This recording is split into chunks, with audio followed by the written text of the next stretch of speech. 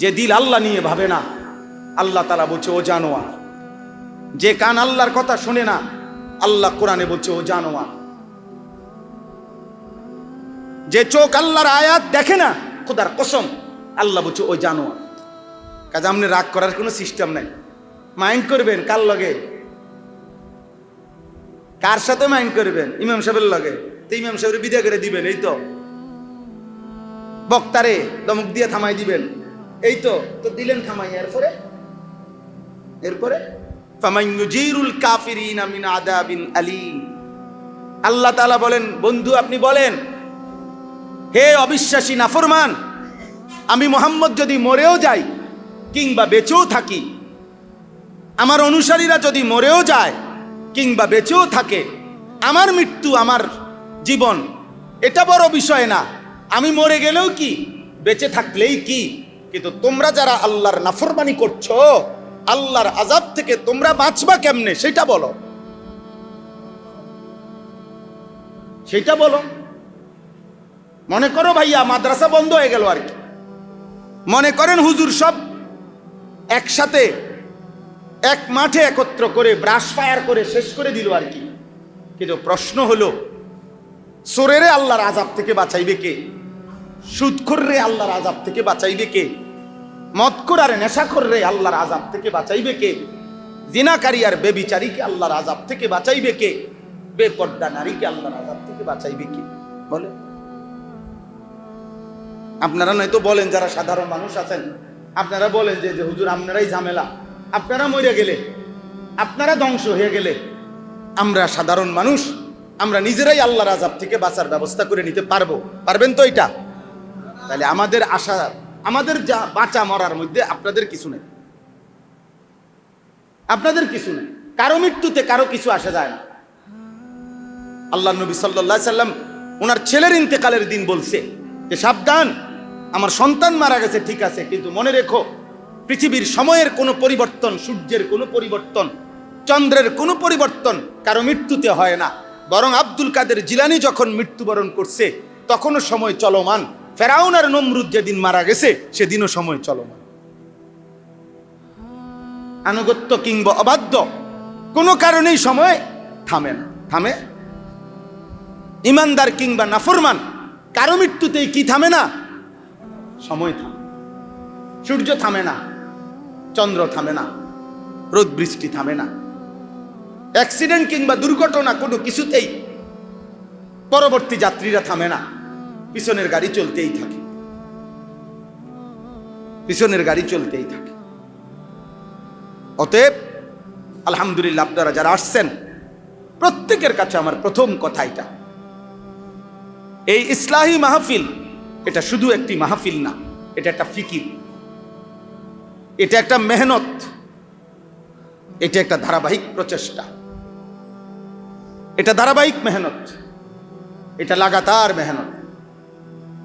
অকুনু মা'আস সাদিকিন, মাওলানা সাহেব বলছেন মাগরিবের নামাজের সালাম ফিরিয়ে। এই ওয়াকুনু এই শব্দটির মধ্যে দাওয়াম এবং ইস্তেমরার আছে। এই আমরের সিগা ফেলে মুজারের থেকে কি হয়? গঠিত হয়। আর মুজারের অর্থের মধ্যে কি আছে? দাওয়াম আছে, ইস্তেমরার আছে। অর্থাৎ অকুনু মা'আস সাদিকিন অর্থ হইল, হে ঈমানদারগণ, আল্লাহকে ভয় করো, তাকওয়া অবলম্বন করো, গুনাহ থেকে বাঁচো এবং ধারাবাহিকভাবে আল্লাহর প্রিয় বান্দাদের সঙ্গী হয়ে থাকো। এক বেলা আধ বেলা না, হঠাৎ না, হঠাৎ না, বরং জীবনটাকে ধারাবাহিকভাবে আল্লাহ ওয়ালার সাথে সম্পৃক্ত রাখো। একেবারে পৃথিবীর সর্বোচ্চ বুজুর্গেরও ইসলাহ জরুরি, সর্বনিম্ন মানুষটারও ইসলাহ জরুরি, সংশোধন। ইসলাহ আমারও দরকার, ইসলাহ আপনাদেরও দরকার, ইসলাহ পীর সাহেবেরও দরকার, ইসলাহ মুরিদ সাহেবেরও দরকার, ইসলাহ খতিব সাহেব ইমাম সাহেবেরও দরকার, মুসল্লি সাহেবেরও দরকার, সবার দরকার। মাদ্রাসাওয়ালাদেরও দরকার, সাধারণ মানুষদেরও দরকার, উস্তাদেরও দরকার, ছাত্ররও দরকার। ইসলাহ জরুরি, ইসলাহ জরুরি। ইন্নামাল মুমিনুনা ইখওয়া ফাআসলিহু বাইনা আখাওয়াইকুম। মুমিনগণ পরস্পর ভাই ভাই। আল্লাহ তাআলা বলেন, অতএব ভাই ভাই একে অপরের ইসলাহ করে দাও। কি করে দাও? আপনার দিকে আমি তাকাবো, আমার দিকে আপনি তাকাইবেন। আমার আখিরাতের ব্যাপারে আপনি একটু খেয়াল রাখেন, আপনার আখিরাতের দিকে আমিও একটু খেয়াল। এই হলো বন্ধুত্ব, তাকওয়ার বন্ধুত্ব। আল্লাহ তাআলা কোরআনে ওয়াদা দিছে, এক বন্ধু যদি আরেক বন্ধুকে, এক সঙ্গী যদি আরেক সঙ্গীকে গুনাহ থেকে বাঁচবার ক্ষেত্রে বন্ধুত্ব করে, আল্লাহর ইবাদতের ক্ষেত্রে বন্ধুত্ব করে, খোদার কসম আল্লাহ বলছে কিয়ামতের দিন আল্লাহ তাদেরকে ডেকে বলবে, তোমরা কোনো ভয় করো না। আর একটু পরে বলবে, তোমরা তোমাদের বন্ধুদেরকে সাথে নিয়ে হাত ধরাধরি করে উদখুলুল জান্নাতা আনতুম ওয়া আজওয়াজুকুম তুহবারুন, তোমরা বন্ধুদেরকে নিয়ে জান্নাতে ঢোকো, সঙ্গীকে নিয়ে জান্নাতে ঢোকো। স্বামী স্ত্রী যদি নেক কাজের সঙ্গী হয়, তাহলে একজন আরেকজনকে হাত ধরাধরি করে জান্নাতে ঢোকে। দুই বন্ধু যদি নেক কাজের সঙ্গী হয়, তো এক বন্ধু আরেক বন্ধুর হাত ধরাধরি করে জান্নাতে ঢোকে। সুবহানাল্লাহ। আল আখিল্লাউ ইয়াউমাইদিন বা'দুহুম লিবা'দিন আদুউন ইল্লাল মুত্তাকিন। অতএব ইসলাহ জরুরি আমাদের, এটা আমাদের জীবনের জরুরি একটা বিষয়। প্রতিনিয়ত আমরা অনেকেই বুঝতে চাই না, ও ফিসাব কিতা, মুরিদ কিতা, ধোকাবাজি, দান্দাবাজি। আরে ভাইয়া, যদি নির্দিষ্ট সুনির্দিষ্ট যিনি যেখানে যে কাজে দান্দাবাজি করছে আপনি তাকে চিহ্নিত করেন। কথা বোঝেন নাই? ডাক্তারি মানে কি? দান্দাবাজি। কথা বলেন না। ডাক্তারি মানে দান্দাবাজি, ইঞ্জিনিয়ারি মানে দান্দাবাজি, রাজমিস্ত্রি মানে দান্দাবাজি, ইলেকট্রিক মিস্ত্রি মানে দান্দাবাজি। কিন্তু ওইখানে কোনো দান্দাবাজ নাই। কথা বলেন না। তো সোজা বাংলা। সুনির্দিষ্ট দান্দাবাজকে আপনি কি করেন?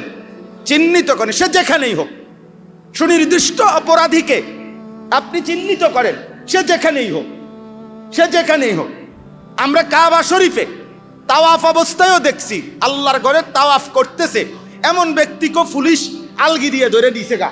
এটা আমার নিজ চোখে দেখছি। এই জন্য যারা তাওয়াফ করে সব দান্দাবাজ। তাইলে অতএব ইসলাহে নফস জরুরি, আত্মসংশোধন। এই যুগ যুগ ধরে পীর বুজুর্গ, আউলিয়া, মাশায়েখ, হক্কানি আল্লাহওয়ালা মুরব্বিগণ খানকার মাধ্যমে, ইসলাহি বয়ানের মাধ্যমে, বিভিন্ন মাধ্যমে আত্মসংশোধনের কাজ করে। এটা কোনোভাবেই পরিত্যাজ্য নয়, এটা কোনোভাবেই বন্ধ হওয়া উচিত নয়। বরং প্রত্যেক জায়গায়, দুনিয়াবি বিষয় হোক আর আখিরাতের বিষয় হোক, যেখানে যে ক্ষতি, দান্দাবাজি, তাকে নির্ধারণ করা, চিহ্নিত করা, এটা সবার জন্যই জরুরি, সবার জন্যই। এই কারণে ইদানিংকালে আইসা নতুন প্রজন্মকে সুনির্দিষ্টভাবে, পরিকল্পিতভাবে ইসলামের মুখোশধারী, লেবাসধারী অনেকেই এটা বুঝাইতে চায়, এটা বুঝাইতে চায়। বাংলা বুখারী শরীফ আছে, বাংলা কিতাব আছে, ফেসবুকে কোনটা নাই? ইউটিউবে সার্চ দিলে আপনি যে কোনো সময় যে কোনো কিছু পাবেন।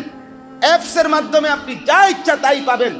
এখানে অমুকের কাছে, তমুকের কাছে, হুজুরদের কাছে ঘুরতে হবে কেন? আপনার মোবাইলই তো আপনার জন্য যথেষ্ট। না খোদার কসম, ইসরাফিলের ফু পর্যন্ত ব্যক্তি ছাড়া, আল্লাহওয়ালার সান্নিধ্য ছাড়া, জীবন্ত মানুষের সোহবত ছাড়া আখিরাত, পরকালীন মুক্তি কঠিন কঠিন কঠিন হবে। আর যদি আপনার আরো তর্ক করতে মন চায়, তাহলে তর্কের ডেট দিলে ওই সময় আইলে ভালো হবে। আমি আমু অসুবিধা কি? আলাদা ডেট দিবেন, অথবা আমার থেকে ডেট নেবেন যে হুজুর ঝগড়ার জন্য একটা আলাদা ডেট দিলে ভালো হয়। তো ইনশাল্লাহ আমি সুযোগ করে ডায়েরি দেখে আলাদা ডেট দেবো, যেদিন ঝগড়া হবে, আপনার লোকে তর্ক হবে ইনশাল্লাহ। না পারলে আমি আমার খরচে লোক আনো, মারো, অসুবিধা কি? আমি নিজে না পারলে আরো লোক আনবো, অসুবিধা কি? আপনিও লোক আনবেন।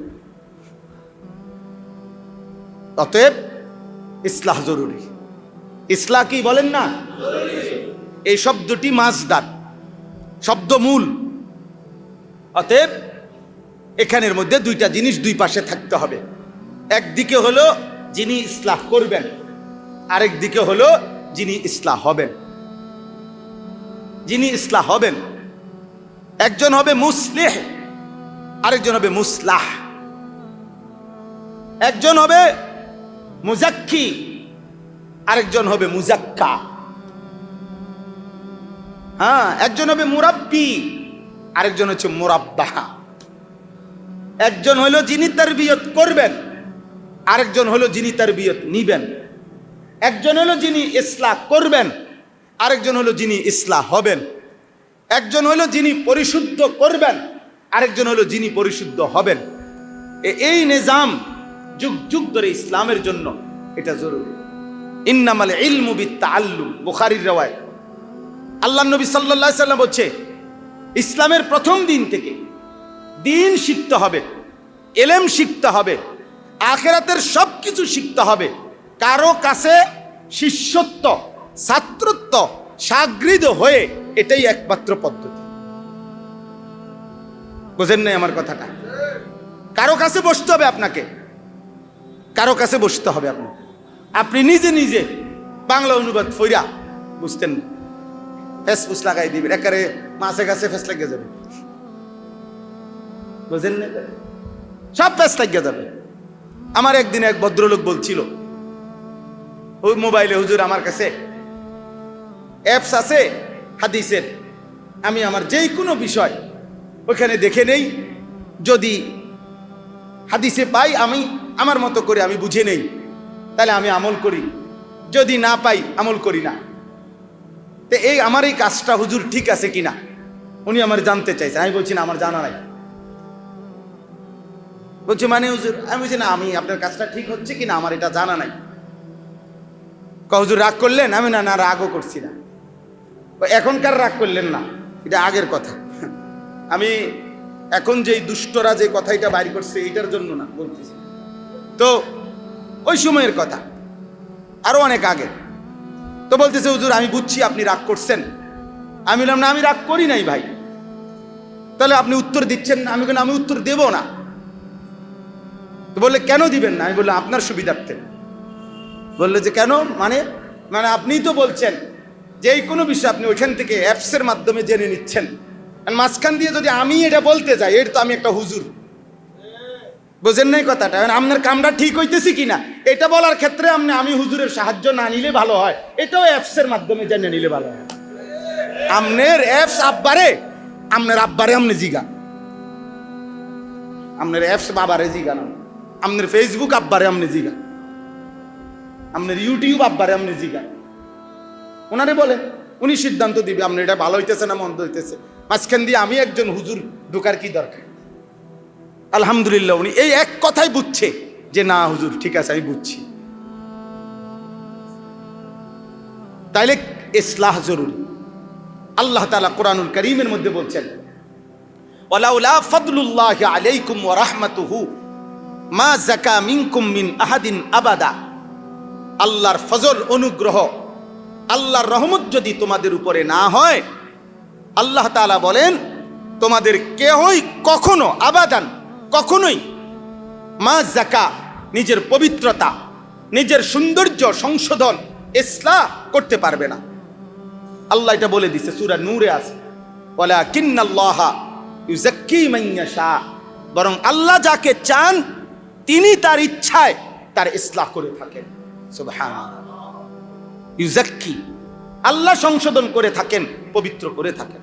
এখন আল্লাহকে যদি বলেন আল্লাহ আপনি পবিত্র কিভাবে করেন, তো আল্লাহ নিজেই বলছেন, ইয়াতলু আলাইহিম আয়াতিহি ওয়া ইউযাক্কিহিম।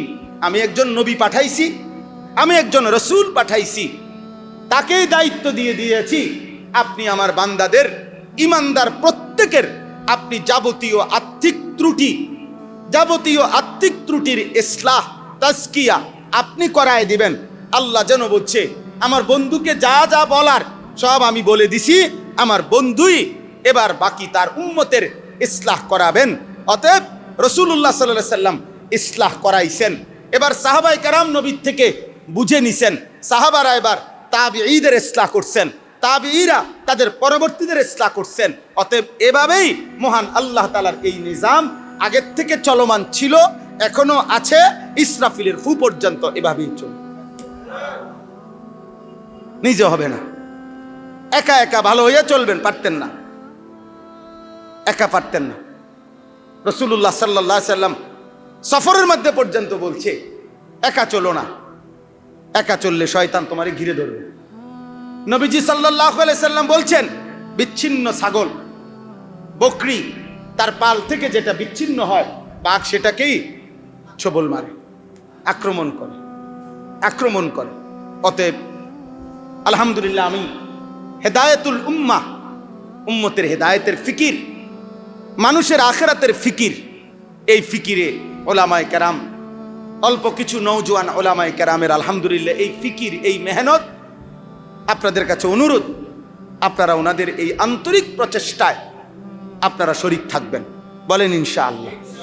এবং প্রত্যেকেই, মাদ্রাসার অনেক তালেবে ইলম আছেন দোস্ত, আমরা বুঝি যে মাদ্রাসা এখন এই মুহূর্তে বন্ধ, এই কারণে আছেন। তালেবে ইলম ভাইদের কাছে অনুরোধ, নিজের সংশোধন, নিজের ইসলাহ, নিজের উস্তাদ আল্লাহওয়ালা মুখলিস মুত্তাকির সান্নিধ্য, এটা জরুরি ভাই, এটা জরুরি। কোনোভাবেই এই সমাজের লক্ষ কোটি তালেবে ইলম আমাদের যারা আছেন, দোস্ত আমি অনুরোধ করি, চারিদিকে তোমার আত্মীয় স্বজন, চাচাতো ভাই, জ্যাঠাতো ভাই, মামাতো ভাই, ফুফাতো ভাই, খালাতো ভাই, যত রকমের স্বজন তোমার বয়সী, প্রত্যেকের হাতেও যদি একটা বড় মোবাইল থাকে আর রং তামাশার ফুর্তি করে, তুমি এর মাঝখানে দাঁড়াইয়াও তুমি একা ঘোষণা দাও, লা ইলাহা ইল্লাল্লাহ, আমি আল্লাহকে মানি, আমি নাফরমানি করব না, আমি ইনশাআল্লাহ আল্লাহর দ্বীন শিখবো, মানুষকে আল্লাহর কথা বলেই বেড়াবো ইনশাআল্লাহ। মোবাইলের আসক্ত নওজোয়ান, তোমারে দিয়ে পৃথিবীর কোনো কাম হবে না। সর্বোচ্চ ফ্যাট, সর্বোচ্চ দুইটা চাহিদা, পেটের চাহিদা আর লজ্জাস্থানের চাহিদা, এই দুই চাহিদা হয়তো তোমার জীবনে পূরণ হইতে পারে, কিন্তু দেশ, জাতি, পৃথিবী, উম্মতের ফিকির মোবাইলে আসক্ত কারো দিয়ে হবে না। এই বেয়াদব, তোমার লজ্জা লাগে না বেটা?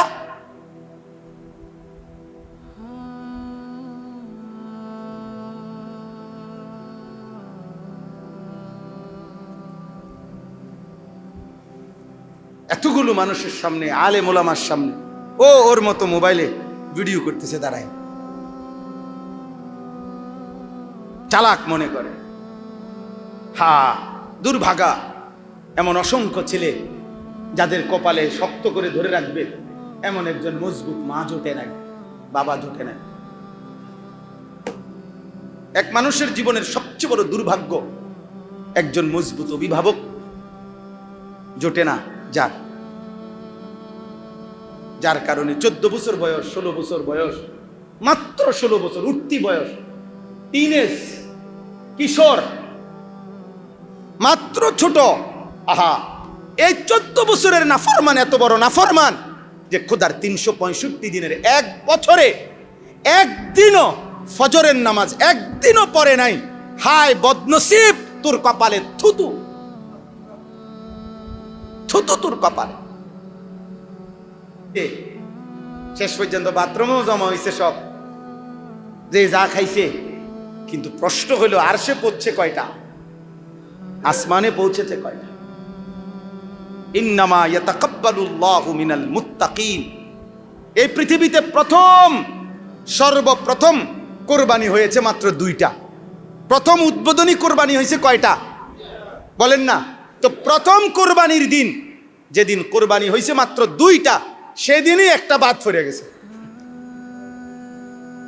প্রথম কোরবানির দিন, প্রথম বলে 1 উইকেট নাই।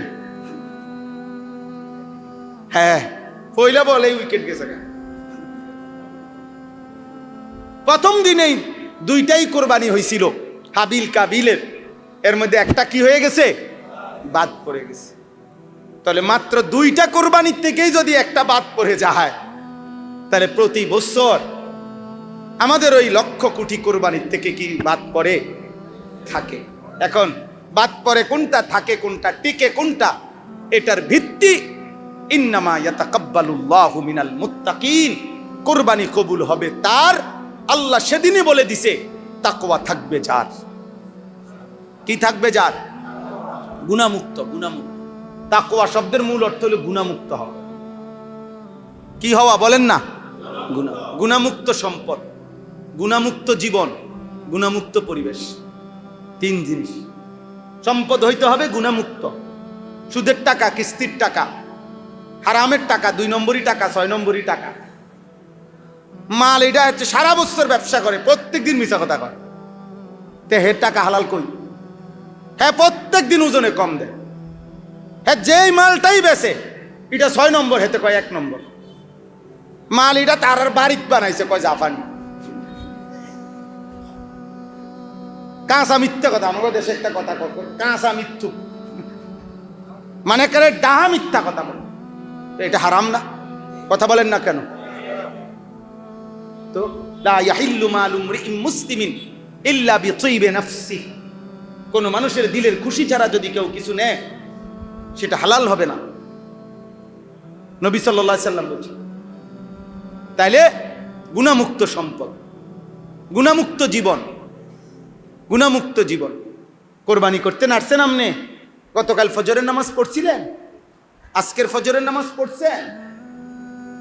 5 ওয়াক্ত নামাজ পড়ছেন? 10টা বাজে আড্ডি কুটা শুরু করছে, গোশত কুটা শুরু করছে। জোহরের নামাজও পড়লো না, আসরের নামাজও পড়লো না, মাগরিবের নামাজও পড়লো না, নাফরমান। হে কুরবানি করে আল্লাহর জন্য। হ্যাঁ, আমরা চিরা খাই, আমরা বুঝি না। আপনি আল্লাহর জন্য কোরবানি দিছেন, আমরা ব্যাককল সব। আল্লাহর জন্য কোরবানি এটা। কথা বলেন না কেন? জোহরের নামাজ যে পড়লো না, তুমি আল্লাহর জন্য কোরবানি দিছ। আসরের নামাজ যে পড়লা না, তুমি নাফরমান, আল্লাহর জন্য কোরবানি দিছ। হ্যাঁ, কোরবানির প্রাণী জবাই করার সময় যেখানে গোশত কুটতেছে, ওই বেড়ি দাঁড়ায় রয়েছে, এবড়ি দেবর, এবড়া বাসুর, এবড়ি মিল্লা গোশত ভাগ করে। এটা গুনাহমুক্ত পরিবেশ। কি কোরবানি এটা? ব্যাকসেট চলতেছে, গানের তালে তালে গোশত করে, হ্যাঁ, রুডির তালে তালে নাটক দেখে। সারাদিন ব্যস্ততার কারণে দেখতে পারছে না, মাগরিবের পরে রুটি, গোশত আর টেলিভিশন এক লগে লইয়া বসে। কি মিথ্যা বললাম? কথা বলেন। এটা কি করবেন? আল্লাহর জন্য এটা হইল? এজন্য গুনাহমুক্ত সম্পদ, গুনাহমুক্ত জীবন, গুনাহমুক্ত পরিবেশ, গুনাহমুক্ত পরিবেশ। তাকওয়া লাগবে। ওয়ালাকিন ইয়ানালুহুত তাকওয়া মিনকুম, তাকওয়া লাগবে, তাকওয়া। চলেন ভাই, আমরা সবাই ভাবতে শিখি। এই যে কয়জন ছেলে পেলে আসো, কিশোর ভাই, নওজোয়ান ভাই, দোস্ত আমার, গরমে আমরা কষ্ট পাচ্ছেন, আমি বুঝি। গরম আমারও লাগে, আপনারও লাগে। গরমে লাগলে কিচ্ছু হবে না। কোরআনে আল্লাহ তাআলা সান্ত্বনা দিছে, কুল নারু জাহান্নামা আসাদ্দু হাররা। বান্দা, মনে রেখো বান্দা, দুনিয়ার এই গরমের চাইতে জাহান্নামের আগুন অনেক বেশি গরম। জাহান্নামের আগুন অনেক বেশি গরম। যেন আল্লাহর কাছে বলতে পারি, মাওলা, এটুকু সামান্য গরম সয়েছি, জাহান্নামের আগুনের গরম আপনি মাফ করে দিয়ে, আপনার জন্যই ঘাম জড়াইছি মাওলা, আপনার জন্যই ঘাম জড়াইছি।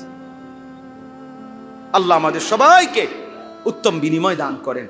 এজন্য আমি একটু লম্বা করে ওনাদের এই ইসলাহি মাহফিল দেখা আমি একটু লম্বা করে কথাটা বুঝাইলাম যে ইসলাহ জরুরি, আমাদের জীবনের সংশোধন প্রত্যেকের, জওয়ান বুড়ো। আরে ভাই বসো, ভাই বসো, বসো আব্বা বসো। ঠিক আছে, বুঝছি, বদেন আসতে।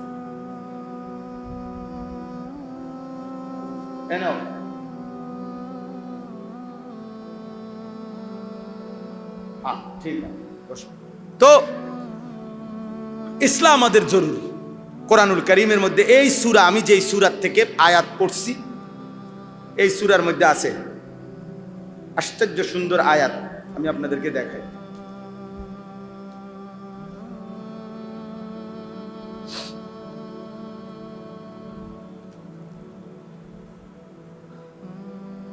এই দেখেন, এইখানে আছে 117 নম্বর আয়াত, কোরআনুল কারীমের 12 নম্বর পারা, 11 নম্বর সূরা, সূরা হুদ।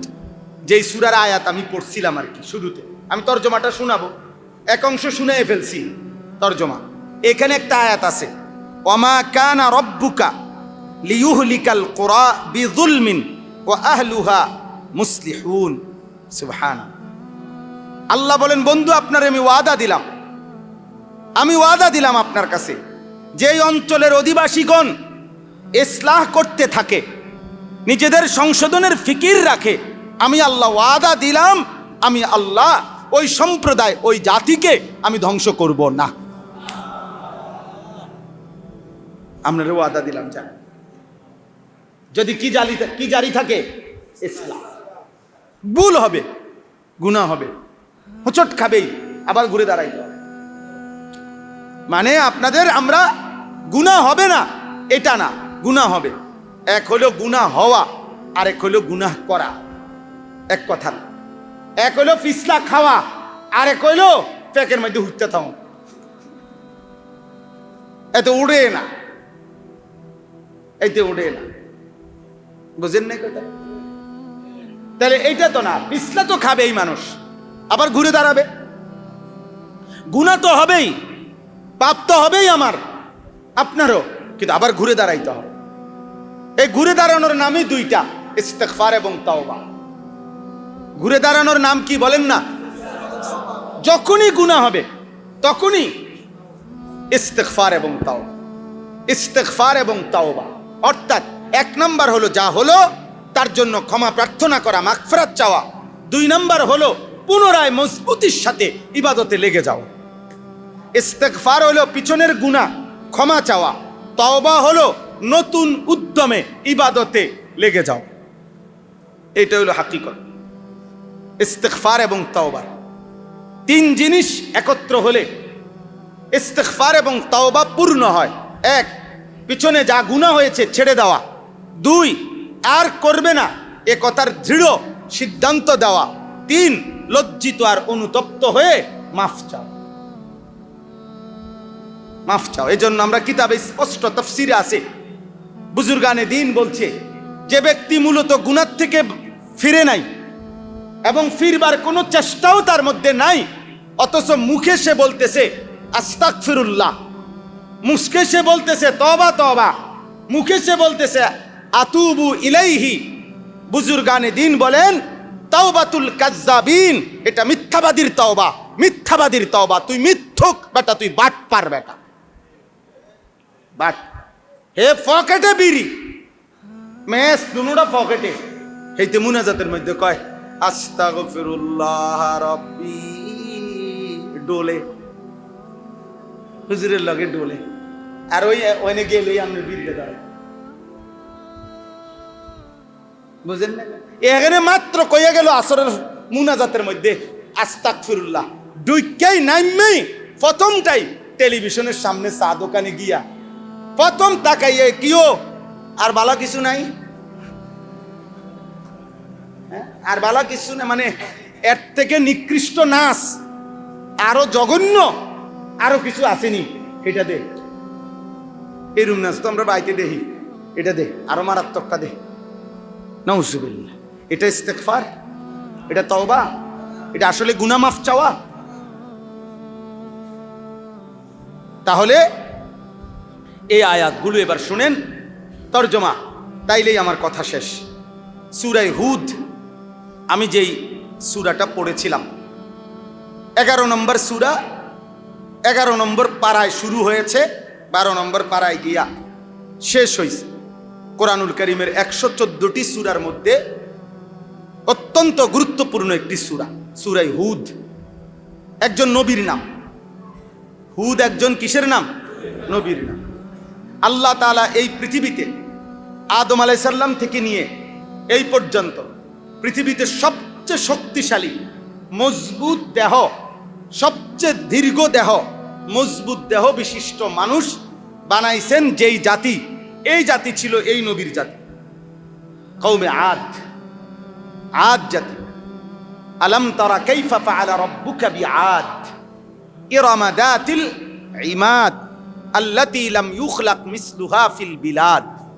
এই আল্লাতী লাম ইউখলাক মিসলুহা ফিল বিলাদ, আল্লাহ বলেন জমিনে পৃথিবীতে আমি তাদের মতো কোনো মানুষ আর কখনো বানাই নাই, এই আদ জাতির মতো।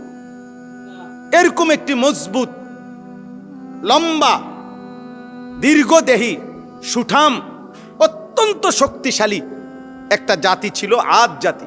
আল্লাহ তাআলা যাদেরকে এই পৃথিবীতে সৃষ্টি করেছিলেন, তো ওই জাতির নবীর নাম ছিল কি? হুদ আলাইহিস সালাম। ওই নবীর নামে হচ্ছে এই সূরাটা। আচ্ছা, কোরআনুল কারীমের মধ্যে 25 জন নবী এবং রাসূলের নাম আছে। কতজন?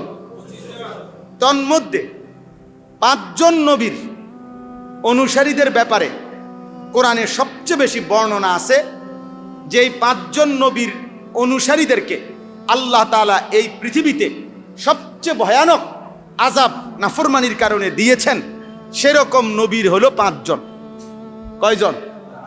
নূহ আলাইহিস সালাম একজন, হুদ আলাইহিস সালাম দ্বিতীয় জন, সালেহ কওমে সামুদের যিনি নবী ছিলেন সালেহ আলাইহিস সালাম তৃতীয় জন, লূত আলাইহিস সালাম চতুর্থ জন, শুআইব আলাইহিস সালাম পঞ্চম জন। এই 5টি জাতি হোক, কারেন্ট চলে যাক, অসুবিধা ইচ্ছে হোক, আপনি ওয়াজ শেষ হোক। আগেই তো সিদ্ধান্ত হয়েছে যে গরমে অসুবিধা হইব না, তো আর হাকিমুল উম্মত মুজাদ্দিদুল মিল্লাত হযরত মাওলানা শাহ আশরাফ আলী থানভী রাহমাতুল্লাহ আলাই, উনি সবসময় বলতেন, ওনারা যদি কেউ বলতো যে হযরত আমি এই গুনাহ করি সেই গুনাহ করি, আপনি আমারে কি করতাম একটা বুদ্ধি কর, হযরত সবসময় আগে বলতেন এটা ছেড়ে দিবা, এটা ছেড়ে দিবা। বুঝেন নাই কথাটা? তো এখন উনি বলতেন মনে রেখো এটাই প্রেসক্রিপশন, অর্থাৎ কোনো মানুষ যে সুস্থ স্বাভাবিক মানুষ কাকে বলে? তাকেই বলে যে করতেও পারে ছাড়তেও পারে, আর নাই তো সে মাজুর। বুঝেন না? আমার এই হাত এটা, আমি সুস্থ আলহামদুলিল্লাহ এখন, ফলে আমি হাত এটা উঠাইতেও পারি নামাইতেও পারি, হাত এটা আমরা নাড়াইতেও পারি স্থিরও রাখতে পারি। কিন্তু যদি এমন হয় যে হাত এটা শুধু সারাক্ষণ নড়ে, কোনোভাবেই এটা থামে না, আমি থামাইতে পারছি না, তাইলে এটা কি সুস্থ না অসুস্থ? মাজুর এলো, ঠিক না? তাইলে নিয়ম হলো এটাই, যে করতে পারে সে ছাড়তেও পারে, এটাই সুস্থতার লক্ষণ, এটাই অতএব তুমি গুনাহ যেহেতু করতে পারছো, তাই এটাই প্রমাণ করে তুমি ছাড়তেও পারবা। বুঝেন না কথাটা? আর আমনে যদি মাজুর তো নামনে যে হুজুর আমার কথাই এই সিস্টেম যে আমি বাইরে ওই মিশা কথা, বুঝেন নাই কথাটা? আমি কথা এই সারা আগ করলেই আমি মিশা কথা কই। আমি বহুত চেষ্টা করে চাইছি হুজুর, কিন্তু আমার মিশা কথা ছাড়া কোনো কথাই বাইর হয় না। এমন এটা না যে ইচ্ছা করলে মুখ খুলে সে বন্ধও করতে পারে। তাহলে অতএব যে গুনাহ করে সে গুনাহ ছাড়তেও পারে। অতএব সমাধান এটাই, চিকিৎসা এটাই। আমনে করবেন সুদ, কিস্তি, বাটপারি, জিনা, ব্যভিচার, মদ, নাটক, আর আমনে আমার বলে আমি কি করতাম? তা আমি আপনার শুধু ফু দিতাম, বুঝেন না? আমি আপনার ফু দিলাম, আপনার সাথে সাথে আব্দুল কাদের জিলানীর স্বাস্থ্য ভাই হয়ে গেলেন। এটা এরকম না। তো ঠিক এটার অর্থ হইলো, এটা বলতে চাচ্ছি যে গরমের এই বিষয়টাও আপনার কাছে যদি আপনি একটু বিকল্প বিপরীতটা ভাবেন যে গরম আমার জন্য কোনো বিষয় না, সুস্থ স্বাভাবিক মানুষের জন্য এটা সম্ভব। এটা সম্ভব কিনা বলে? হ্যাঁ, আপনি বড় দিকে তাকান, বড় দিকে তাকান, যে জাহান্নামের আগুন এর চাইতে বেশি গরম, জাহান্নামের আগুন এর চাইতে বেশি গরম। যদি এটা কেউ ভাবতে পারে কলিজায়, তো এই গরম তার জন্য কোনো কষ্টকর হবে না। আল্লাহ আমাদেরকে মাফ করে দেন। চলেন, তো এই 5 জন নবী কোরআনুল কারীমে আল্লাহ তাআলা বহু সূরার মধ্যে এই 5 জন, অন্যান্য নবীদের কাহিনী তো আছেই, এই 5 জন নবীর কাহিনী এবং তাদের কওমকে আল্লাহ তাআলা চূড়ান্ত আযাব দিছে, একেবারে শেষ করে দিছে। পুরা যে কয়েকজন ইমানদার অল্প অল্প ছিল ওদেরকে বাদ দিয়ে বাকি পুরা জাতি, ছোট বড়, কুলের বাচ্চা, দুধের বাচ্চা, জওয়ান বুড়া, একসাথে শেষ করে দিছে। যে কয়টা জাতিকে, এর মধ্যে এই 5টা জাতি। কথা বুঝছেন কিনা? নূহ আলাইহিস সালাম, হুদ আলাইহিস সালাম, সালেহ আলাইহিস সালাম, শুআইব আলাইহিস সালাম, লূত আলাইহিস সালাম। আকপিস হইতে পারে সিরিয়াল, এটার কোনো সমস্যা নেই। মানে এই পাঁচজন নবীর কাহিনী। আর অতিরিক্ত কম বেশি আযাবের কথা অন্যান্য জাতি, ব্যক্তি, কওমকেও আছে, সেগুলো বর্ণনা আছে। যেমন ফেরাউনের শাস্তি কোরআনে আছে, নমরুদের শাস্তির কথা কোরআনে আছে, কারুনের শাস্তির কথা কোরআনে কি আছে, সেগুলো আছে। তো এই পাঁচটা জাতি যাদের পাপের কারণে আল্লাহ তাআলা তাদেরকে একেবারে শেষ করে দিছে, এই পাঁচটা জাতির ঘটনা বলি, পাপ, নবীদের তাদেরকে ফেরানোর জন্য চেষ্টা এবং সর্বশেষ আল্লাহর চূড়ান্ত আযাব, এই ঘটনাগুলো, এই কথাগুলো সবচেয়ে বেশি বিস্তারিত বিশদভাবে যে সূরাতে বর্ণনা হয়েছে, এটা এই সূরা হুদ। কোরআনুল কারীমের মধ্যে সবচেয়ে বেশি বিস্তারিত ধ্বংসপ্রাপ্ত, আল্লাহর আযাবে ধ্বংসপ্রাপ্ত জাতির ঘটনা সবচেয়ে বেশি বর্ণনা আছে কোন সূরায়? সূরা হুদে। এজন্য এই সূরা নাজিল হওয়ার কিছুদিন পর, এই সূরা পূর্ণ যখন নাজিল শেষ হলো, কিছুদিন পরে আমাদের নবী সাল্লাল্লাহু আলাইহি ওয়াসাল্লামের চেহারা মোবারকের মধ্যে সর্বপ্রথম একটা বা দুইটা দাড়ি পাইকা গেছে, সাদা হয়ে গেছে। তখন হযরত আবু বকর সিদ্দিক রাদিয়াল্লাহু তাআলা আনহু বললেন, ইয়া রাসূলুল্লাহ কাদ শিবতা, হে আল্লাহর নবী, আপনি দেখি বুড়ো হয়ে যাচ্ছেন, আপনার চুল, দাড়ির চুল তো সাদা হয়ে গেল, দুইটা তিনটা, এই প্রথম দেখছে সাহাবী।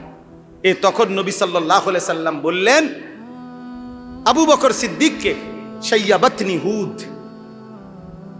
আবু বকর বিশ্বাস করো, সূরা হুদ আমারে বুড়া বানায় ফেলছে। সূরা হুদ আমাকে কি বানায় ফেলছে? আরো রওয়ায়াত আছে, শাইয়াবাতনি হুদ ওয়াল ওয়াকিআ ওয়াল মুরসালাত ওয়া আম্মা ইয়াতাসাআলুন ওয়া ইযা শামসু কুব্বিরাত। আবার কোথাও আছে ওয়া শাইয়াবাতনি হুদ ওয়া আখাওয়াতুহা। সূরা হুদ এবং অন্য যেই সূরাগুলোতে পূর্ববর্তী নাফরমান জাতির আযাবের বর্ণনা আছে, ওই আযাবের ভয়, না জানি আমার উম্মত যদি আবারও ওই পাপে লিপ্ত হয়, আমার উম্মতের কি হবে। খোদার কসম নবী বলছে, আবু বকর, এই ভয় আর এই পেরেশানি আমারে বুড়া বানায় ফেলছে, আমারে বুড়া বানায় ফেলছে। আহা, আমার জাতীয় যদি, আমার কওম, আমার উম্মত যদি নূহের মতো, তার জাতির মতো নাফরমানি করে, আমার উম্মতের কি হবে? হুদের জাতির মতো, শুআইবের জাতির মতো, সালেহের জাতির মতো, লূতের জাতির মতো যদি পাপ শুরু করে, আমার উম্মতের কি হবে? এই ভয়, এই অস্থিরতা, আল্লাহ নবী সাল্লাল্লাহু আলাইহি সাল্লামের চুল দাড়ি সাদা হওয়া শুরু হয়ে গেছে। এজন্য এক মুসলমান হিসাবে আমাদের জন্য এটা জরুরি বুঝা, ভাইয়া, এই পৃথিবীতে আল্লাহ তাআলা সেই নূহ আলাইহিস সালামের জামানাত থেকে আবহমান কাল আল্লাহ তাআলা এই নমুনা এই পৃথিবীতে বারবার দেখাইছেন যে বান্দা, একটা জরুরি কথা এই আপনারা সবাই মনে রাখেন, আল্লাহ তাআলার চূড়ান্ত প্রত্যেকের পৃথক পৃথক বিচার, শান্তি এবং শাস্তি, জান্নাত কিংবা জাহান্নাম, প্রত্যেকের আলাদা আলাদা, একজন একজন, এটা আল্লাহ তাআলা চূড়ান্ত ফয়সালা দেবেন হাসরের মাঠে।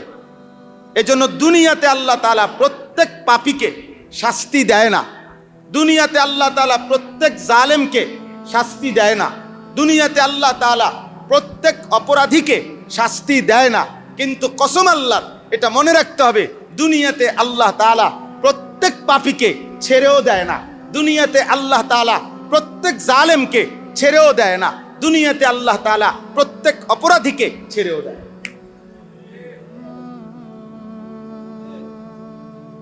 সবাইকে শাস্তি দেয় না, সবাইকে ছেড়েও দেয়।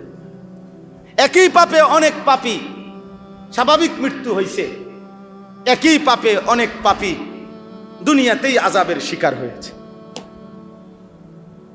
এখন দুনিয়াতেই বাঁচা যাবে কে, আর শাস্তির মুখোমুখি হবে কে, এই নিশ্চয়তা তো আমার কাছে আপনার কাছে নাই। আছে? অতএব আল্লাহর নাফরমানি থেকে স্বাভাবিক কমন সেন্স, স্বাভাবিক যুক্তিতেই আল্লাহর নাফরমানি থেকে বেঁচে থাকা দুনিয়াতেও এজন্য জরুরি যে যদি আমার উপরে আযাব আসে, ওর উপরে আসে নাই বুঝলাম, ওর উপরে আসে নাই, এই রাস্তাই তো সেই রাস্তা। মনে করেন যেই রাস্তাতে দিনের পর দিন শত শত গাড়ি নিরাপদেই গন্তব্যে যায়, এটা অ্যাক্সিডেন্ট করলো কা? এটাই তো সেই ফেরি, যেই ফেরিতে শত শত গাড়ি পার হইল, এই বাসিটা ফিরে গেল কা? এটাই তো সেই রাস্তা, যেই রাস্তাতে লক্ষ লক্ষ শত শত মোটরসাইকেল পার হয়ে গেল, এই মোটরসাইকেল অ্যাক্সিডেন্ট করলো কা? বলে।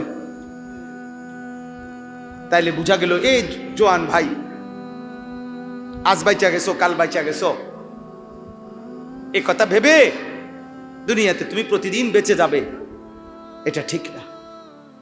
এই মিথ্যা, এই নাটক, সিনেমা, মোবাইলের এই নর্তকী দেখা, আহা আমাদের এই সন্তানদের, আমাদের এই বোনদের নাফরমানি জিন্দিগি। একে তো আমরা কেউই আল্লাহর আযাব থেকে নিরাপদ না, দ্বিতীয়ত সামষ্টিকভাবেও আল্লাহ এবং আল্লাহ রসুলের ওয়াদা যখনই পাপের সীমা অতিক্রম করে, ওয়ালা নুযীকান্নাহুম মিনাল আযাবিল আদনা দুনাল আযাবিল আকবার। এখানে তাফসীরে একটা আশ্চর্য সুন্দর কথা আছে। দুনিয়াতে অসংখ্য নিয়ামত আছে, আল্লাহ সকলকেই দেয়। দুনিয়াতে অসংখ্য আযাব আছে, আল্লাহ সকলকেই দেয়। এটা দুনিয়াবি নিজাম।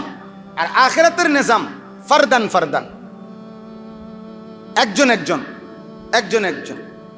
অর্থাৎ আপনি একজন শান্তি সুখের উপযুক্ত, তা আপনি এর সুখ দিবে। উনি আযাবের, তো ওনারে আযাব।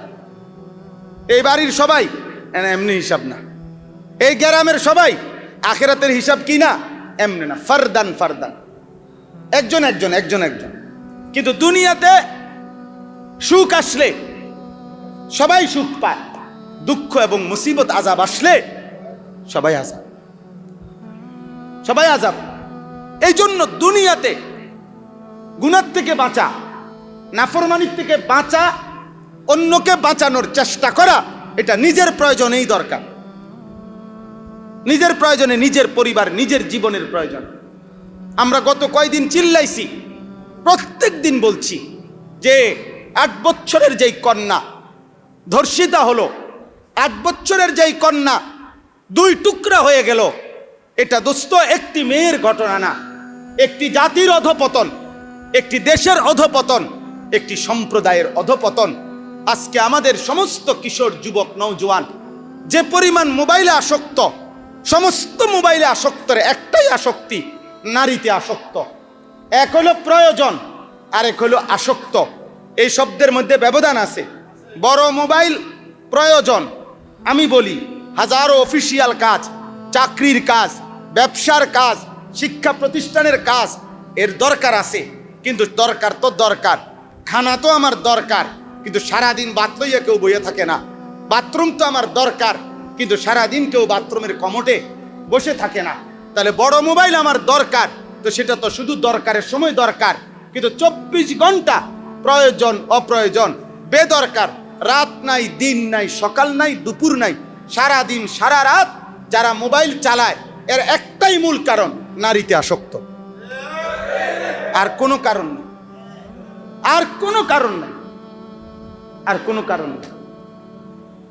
যার কারণে চুল দেখলে, চেহারা দেখলে, চলন বলন দেখলে বোঝা যায় নারীর আসক্ত। নারীর আসক্ত নাফরমানের চুল, চেহারা, লিবাস, পোশাক, জিন্দিগিটাই এলোমেলো, জীবনটাই এলোমেলো। কিচ্ছু নাই, আগাও নাই, গোড়াও নাই, পূবও নাই, পশ্চিমও নাই, হাফ প্যান্টও না, ফুল প্যান্টও না।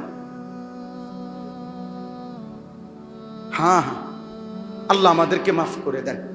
তাইলে ভাই দয়া করে এটা বোঝা উচিত আমাদের, জি দয়া করে আমাদের এটা বোঝা উচিত, আমাদের প্রত্যেকের এটা বোঝা উচিত। তাইলে আমার বলার উদ্দেশ্য হলো এই পুরা কথাটা অক্ষরে অক্ষরে তাফসীর করা মাকসাদ না, এই একটা কথা শুধু বলা যে কোরআনুল কারীমের মধ্যে, এই সূরা হুদের মধ্যে আল্লাহ তাআলা সবচেয়ে বেশি নাফরমান পাপী জাতির ঘটনা উল্লেখ করছেন, যেই ভয় নবীজি পর্যন্ত কাঁপতে থাকছেন, চুল দাড়ি সাদা হয়ে গেছে বলছেন। তো বোঝা গেল খুদ রসুল্লাহ সাল্লাল্লাহু সাল্লামও এতটা চিন্তিত ছিলেন যে হায় আমার উম্মত যদি পাপ আর নাফরমানিতে লিপ্ত হয় কি হবে তাদের। অতএব আমি আপনাদের কাছে এটাই বলতে চাই, এইখানে শুধু এই কথাটাই বলার জন্য যে আল্লাহ তাআলা বলেন, বান্দা সামনে আমি নাফরমান জাতির ঘটনা উল্লেখ করব, কিন্তু শুরুতেই আল্লাহ বলে দিছে ও আনিস্তাগফিরু রাব্বাকুম সুম্মা তুবু ইলাইহি। এটাই মূল কথা। আল্লাহ তাআলা বললেন সামনে তোমরা পাপীর ঘটনাবলী শুনবা, কিন্তু আমি আল্লাহ তোমাদেরকে আগেই বলে রাখি তোমরা প্রত্যেকেই নিজ নিজ গুনাহ থেকে ক্ষমা প্রার্থনা করো আর ইবাদত আর আমলের মাধ্যমে আল্লাহর কাছে ফিরে আসো। আমি দুনিয়াও ভালো রাখবো, ওয়ায়ুতি কুল্লাযী ফাদলিন ফাদলাহু, এবং আমি আল্লাহ তাআলা প্রত্যেককে আলাদা আলাদা পরকালে তার প্রত্যেকটা কল্যাণকর কাজের সর্বোত্তম বিনিময় দেব, সর্বোত্তম বিনিময় দেব। তাহলে আজকে ঈদ পরবর্তী আপনাদের কাছে আমার এই কথা, আপনারা প্রত্যেকেই কিশোর ভাই, যুবক ভাই, বয়স্ক বাবা, দুই কথা আপনারা বুঝলেন। এক, আমাদের প্রত্যেকের আত্মসংশোধন জরুরি, জরুরি কিনা বলেন? ইসলাহ আমাদের জরুরি কিনা? অতএব এই ইসলাহী মাহফিল, এই হিদায়াতুল উম্মাহ পরিষদ, এটা টিকে থাকা উচিত। বলেন টিকে থাকা উচিত কিনা? আমাদের একে সহযোগিতা করা উচিত কিনা বলেন? আর দ্বিতীয় হলো আমাদের প্রত্যেককে এটা মনে রাখতে হবে, গুনাহ এবং পাপ দুনিয়াতেও আল্লাহর শাস্তির কারণ, আখিরাতেও আল্লাহর কি শাস্তির কারণ। আর দুনিয়াতে সবার উপরে শাস্তি আসে না, কিন্তু সবাইকে ছেড়েও দেওয়া হয় না। তো যারে ছাড়ে দিল না, যারে শাস্তিটা দুনিয়াতে দিল, সে যদি হই আমি, তো বাকিরা বাঁচলে আমার লাভ কি? কথা বোঝেন নাই? যদি সমস্ত মানুষ জাহান্নাম আরে জান্নাতে যায়, আমি একজন শুধু যদি জাহান্নামী হই, তো বাকিদের জান্নাতে যাওয়ার দ্বারা আমার কি লাভ? তাহলে পৃথিবীর সব মানুষও যদি বেঁচে যায় আর পাপের কারণে যদি আমি আযাবের মুখোমুখি হই, তো বাকিদের বেঁচে যাওয়ার দ্বারা আমার কি লাভ? অতএব আমি আমার স্বার্থে, আমার নিরাপত্তার জন্য দুনিয়া আখিরাতের গুনাহ থেকে বাঁচা দরকার। আল্লাহ তাআলা আমাদেরকে তৌফিক দান করেন, আল্লাহ তাআলা আমাদেরকে কবুল করে নেন। আমার প্রিয় ভাই, শেষ বলবেন আপনারা কিছু? জি, আমার প্রিয় ভাই, আপনাদের কাছে আমার বিনীত অনুরোধ, আমি আপনাদের প্রত্যেকের কাছে অনুরোধ, আমরা চেষ্টা করি এটা স্বাভাবিক বড় মাহফিলের চাইতেও এটা গুরুত্ব দেই। ইসলাহী মজলিস, এই ছোট ছোট মজলিস হইলে এটাকে খুব গুরুত্ব দেই আমরা, যার কারণে প্রকারান্তরে বেশি বলার চেষ্টা করি, কারণ এর দ্বারা নিরিবিলি শোনা হয়। এই যে এখানে আপনারা যে বসছেন, যাই শুনছেন মনোযোগ দিয়ে শুনছেন, ঠিক না? কেন?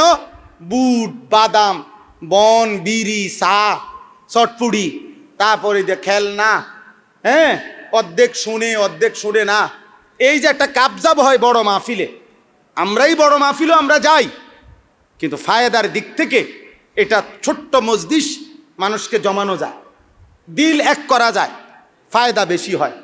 এজন্য আমাদের ঢালকানগর হজরত কুতবে আলম আরিফ বিল্লাহ হজরত মাওলানা শাহ আব্দুল মতিন বিন হুসাইন দামাত বারাকাতুহুম, হজরত